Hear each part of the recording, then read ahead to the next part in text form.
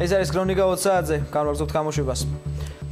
25-ით 15-12 პორტუგალოსნების მორიგი ტრიუმფი ქართველმა მორაგბეებმა ამჯერად პორტუგალიელები დაამარცხეს თედო ზიბზიბაძის 2 ლელო და კიდევ ერთი წინ გადადგმული ნაბიჯის საბოლოო გამარჯვებისკენ.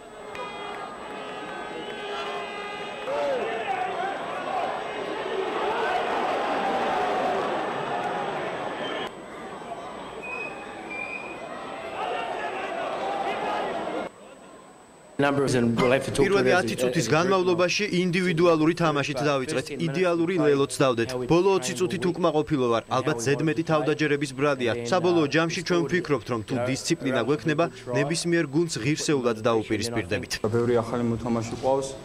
გუნდი ასე ვთქვათ იზრდება, ჩვენ ვითამაშეთ ის ტაქტიკა და გავაუმჯობესეთ, რაც გვინდოდა გვეთამაშა იაპონიასთან და ფიჯისთან და ვფიქრობ წინ გადადგმული ნაბიჯია, მაგრამ ყველაფერი იდეალურად არ ხდება. ამას უნდა დრო, თაობათაცვა, ბევრი ვარჯიში და დაუღალავი შრომა.